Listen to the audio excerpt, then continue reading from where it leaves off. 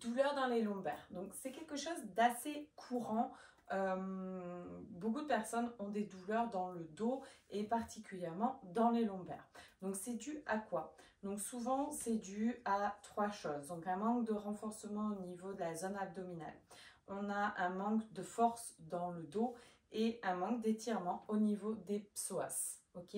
Donc ça c'est trois choses qu'il faut venir travailler quand vous avez donc problème dans les lombaires, douleur dans les lombaires et même des fois ça peut être aussi dans le dos. Ok, les abdos, donc c'est ce qui va maintenir. Il faut penser que dans la vie quotidienne, à maintenir vos abdos, votre corps il doit être ferme. Ok, vous ne devez pas laisser les abdos et vous relâcher dans cette position, par exemple si vous êtes assise et voilà, et être dans cette position relâchée.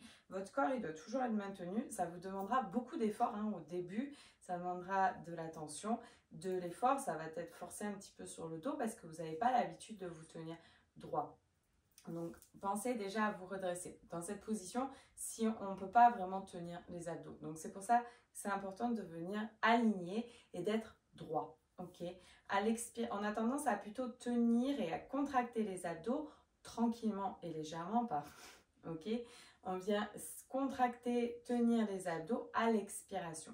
Donc, c'est une petite contraction légère qui va venir donc maintenir nos abdos. C'est ce qu'on essaie de faire et ça va venir protéger tout notre dos. Et par exemple, dans toutes les positions qu'on peut faire dans le yoga, où on va venir dans la position de la pince, si vous ne tenez pas vos abdos, vous allez forcer dans vos lombaires. Donc vous êtes en train de faire encore plus mal. D'accord? Dans toutes les positions de yoga, pensez à tenir vos abdos quand vous expirez. Comme je vous dis, c'est pas ok, je contracte, je force et du coup je me plie. D'accord? Sinon, vous êtes en train de pousser en plus vos organes vers le bas. Donc, pour les femmes, c'est pas terrible. Surtout si vous avez eu des enfants, c'est encore moins bien. D'accord? Donc, on contracte légèrement la zone abdominale pour maintenir et permettre de protéger et ensuite peut-être descendre. Ok? C'est vraiment toujours ce mouvement.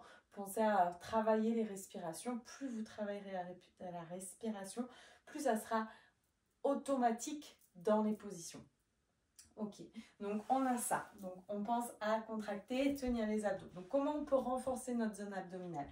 On a par exemple la position de la barque. Ok, où on peut venir donc dans cette position, on tient bien la zone abdominale et puis on vient par exemple se positionner dans la barque. On peut ramener les mains aussi. Donc en même temps on travaille bien les cuisses, c'est très bien. Et on travaille notre position et donc nos abdos. On peut travailler aussi nos abdos. On vient relâcher. Bientôt plus assez de place dans cet espace. On vient relâcher ici et on va venir donc inspirer, ramener les bras vers la terre, au sol et lever la jambe droite. Donc j'inspire. À l'expiration, je tiens bien mes abdos et je viens attraper ma jambe et essayer de ramener la tête vers la jambe. Ok. Et attention à ne pas sortir le ventre. Au contraire, vous contractez et vous ramenez. Et j'inspire. Je ramène au sol, expirez, tenez les abdos et ramenez. J'inspire, ramène au sol, expire. Inspirez, expirez. Inspirez. Et à l'expiration, relâchez. Et on fait la même chose de l'autre côté. J'inspire, expirez, attrapez et ramenez. J'inspire, j'expire. Je tiens bien mes abdos, ils sont fermes, ok? C'est pas je pousse, ok? Je pousse pas mon ventre, ok? Je contracte.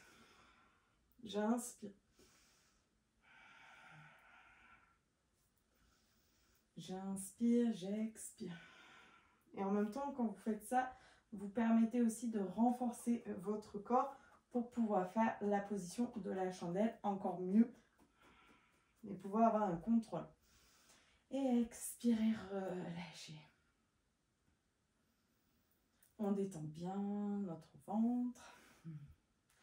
Et ensuite, donc, on peut venir donc, renforcer le bas du dos. Donc, c'est la position de la sauterelle. Donc, position de la sauterelle. Vous pouvez ramener par exemple le menton en contact avec le sol. Ramenez les mains sous vous, cachées. Et vous allez venir entrer dans cette position. Les mains au sol, elles peuvent légèrement pousser dans le sol. On va inspirer, lever une jambe. À l'expiration, je pose. J'inspire, je lève l'autre. expire, je pose et je continue. J'inspire, j'expire, j'inspire. Ça, si vous faites ça un petit peu tous les jours, vous allez voir vraiment une différence dans votre corps. Ok, tout le renforcement que vous allez pouvoir avoir. Et du coup, normalement, vous verrez aussi une diminution au niveau des douleurs de votre dos. J'ai vraiment des personnes, des élèves qui disent ne plus avoir mal au dos, le fait de faire ce mouvement-là tous les jours. On vient inspirer, on va pousser les mains dans le sol et on essaye, si on peut, de décoller les deux jambes du sol. Et on reste dans cette position. On inspire, à l'expiration, on peut descendre. Et on va ramener les mains au sol, on pousse et on va venir se placer un instant, position de l'enfant. Quand vous avez quand même travaillé, on permet de relâcher ensuite après avoir travaillé. Position de l'enfant, vous pouvez gonfler le ventre à l'inspire, dégonfler à l'expire.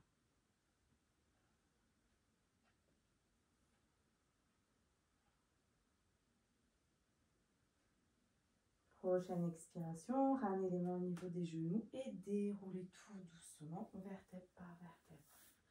Inspirez, expirez. Et la position de la fente qui vient étirer donc nos psoas. Donc on peut ramener la jambe droite entre les deux mains. Position de la fente, donc c'est la position, un phare un petit peu dans le yoga qu'on refait souvent.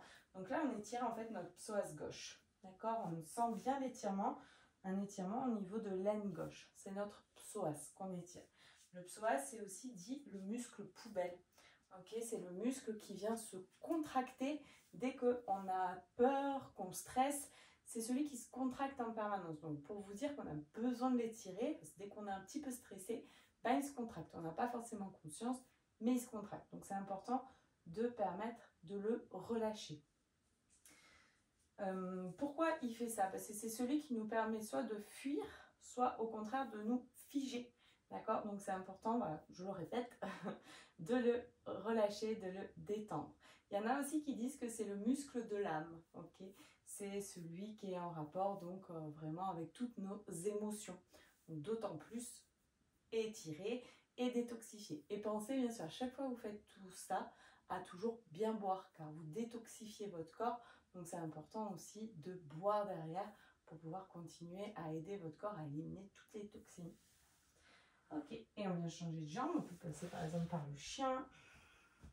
Et ensuite, on change de jambe pour rentrer de l'autre côté. Et on reste. On prend le temps. On essaye de sentir qu'à l'inspiration, on s'étire, tout notre corps a tendance à se contracter et au contraire, à l'expiration, tenez la zone abdominale tout doucement et laissez votre corps rentrer en douceur dans la posture. Respirez.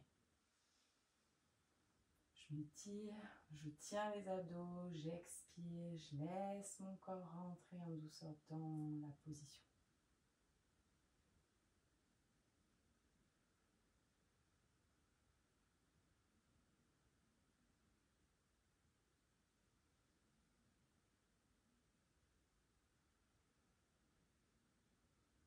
Inspirez, à la prochaine expiration, revenez position du chien. Inspirez bien, l'expiration, relâchez et vous pouvez venir vous asseoir. Vous pouvez aussi faire un mouvement supplémentaire qui est donc Uddiyana Bandha qui va permettre aussi de détendre toute la zone abdominale. Donc des fois aussi notre psoas, malgré qu'on l'ait tiré, peut être contracté parce que peut-être toujours le stress et aussi ça peut être dû à l'alimentation ou une mauvaise respiration. Uddiyana Bandha va permettre de détendre tout ça. Donc Uddiyana Bandha, c'est un petit peu aussi appelé ce qu'on appelle la fausse inspiration. C'est j'inspire, j'expire, je vous montre. Et je reste poumon vide, mais je fais comme si j'inspirais.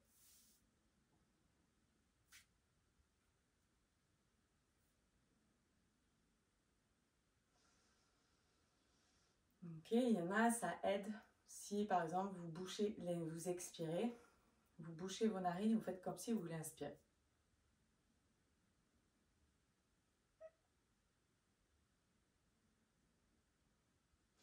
Il y en a que ça peut aider, apparemment, cette solution.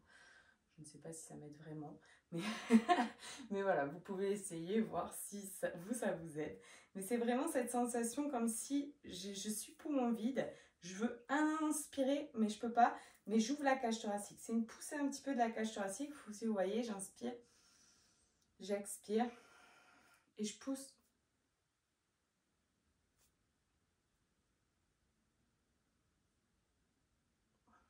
Si vous voyez, je pousse un petit peu la cage thoracique et la poitrine vers l'avant. Ok, j'essaye en fait de dégager un petit peu pour permettre de rentrer tout ça. Ce n'est absolument pas une contraction abdominale. Hein. Il n'y a pas je serre pas du tout les abdos. Au contraire, je laisse rentrer vers l'intérieur. C'est pas forcément évident au début. Prenez le temps d'expérimenter, d'essayer. Il y a des personnes pour qui c'est très intuitif et naturellement ça vient. Il y en a d'autres qui il faut beaucoup plus de temps. Donc ça c'est comme tout, ça dépend. Donc expérimentez tout ça, travaillez tout ça et vous verrez, vous vous sentirez beaucoup mieux. Essayez de faire quelques mouvements un petit peu tous les jours, ça prend pas trop longtemps et ça permettra de ne plus avoir mal. À bientôt. Namasté.